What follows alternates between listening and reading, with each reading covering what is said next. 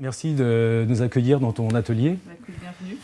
Et voilà, j'aimerais que tu puisses nous expliquer un petit peu déjà ton parcours d'artiste, ta formation. Je suis diplômée des Arts Déco en images imprimées, donc je fais surtout de la gravure. On ira voir tout à l'heure l'atelier gravure. Ouais. Je fais de l'eau forte et puis du lino, c'est ce qu'on voit ici. Je travaille sur la préhistoire, donc j'ai fait un livre qui s'appelle Le Journal d'Ava, qui est là. Je peux vous montrer. Avec plaisir, ouais. Donc c'est 20 ans de boulot.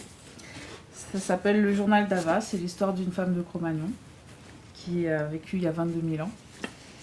Et chaque jour, elle écrit un peu ce qu'elle vit, c'est un journal, donc ses sentiments, ses émotions, ses réflexions. Et c'est accompagné d'une image. Tu t'es focalisé sur une période, donc sur la préhistoire. Mm. Est-ce que c'est aussi une façon de créer un parallèle avec notre civilisation moderne et une façon de voir différemment ou de dénoncer certaines choses? Voilà, de toute façon, c'est complètement ça. C'est-à-dire que c'est un parallèle, c'est une manière de critiquer notre société, ou en tout cas d'essayer d'identifier des phénomènes humains qui se répètent. J'aime beaucoup les archétypes, j'aime beaucoup ce qui est là. Alors, il y a des choses naturelles comme l'eau, la terre, le soleil, la lune. Et puis, il y a aussi ces archétypes, peut-être, alors, toutes les grandes questions en ce moment, du féminin, du masculin, du genre. De la répartition des tâches. Donc ça, c'est un grand sujet. De temps en temps, j'arrive à discuter un peu de ça avec des préhistoriens. On n'est pas toujours d'accord. La vision Cava est une façon pour toi de parler à travers ce personnage. Est-ce que c'est uniquement, on va dire, romanesque, ou tu t'appuies effectivement aussi soit sur des visions ou sur des choses, des recherches préhistoriques, sur des faits scientifiques? Ou est-ce que c'est un mélange des deux Alors, je lis depuis 25 ans tout ce que je peux sur le sujet, aussi bien en préhistoire qu'en ethno, ou même en interprétation, ou des romans préhistoriques, parce qu'il y en a. Et donc je me nourris de tout ça pour faire ma petite sauce et puis m'inventer l'histoire qui, moi, m'intéresse de raconter. Et puis j'ai travaillé donc avec un artiste qui s'appelle Auguste Audin, qui est sculpteur, et qui m'a fait des trucs pour exposer mes machins, comme il dit, donc des porte-cartes, des porte-bijoux. On a aussi fait des cadres pour encadrer mes gravures. On a fait beaucoup d'expos, beaucoup de projets, puis petit à petit, donc on a fait ces bons, et puis on a commencé à faire des sculptures plus grandes ensemble, et puis j'ai commencé moi-même à faire de la sculpture avec lui. Donc ça, elles sont dans le jardin, on ira les voir tout à l'heure. Avec plaisir, ouais. Et c'est ça qui sera exposé à Torcy. À Torcy. Voilà. Ok. Donc là, on a parlé un petit peu de ta démarche d'artiste.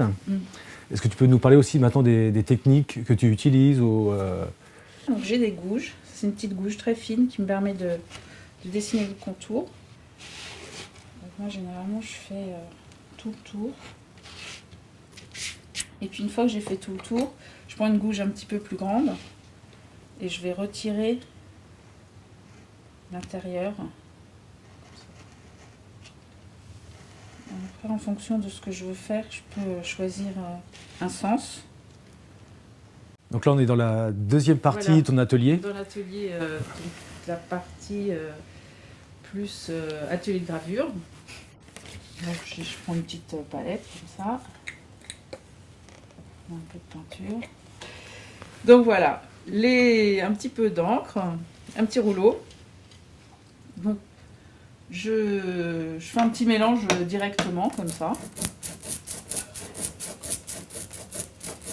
Et puis je passe mon encre. Et puis j'ai pris un oiseau.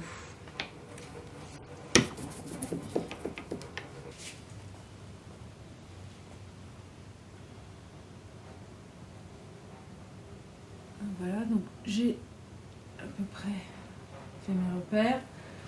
J'ai réglé la presse. Bon, là, c'est le premier tirage, donc ce serait une surprise. Hein. C'est un peu comme les crêpes, la gravure. Je prends le côté plus lisse. Mais c'est pareil, on peut utiliser toutes sortes de papiers. Et puis... Donc, je pose mon papier. Après, je vais mettre mon magnifique l'ange dessus. Et vais tourner là-bas. Et on va aller voir de l'autre côté le résultat. Voilà, donc une fois que c'est passé de l'autre côté, on enlève ça. Et là, on découvre le résultat.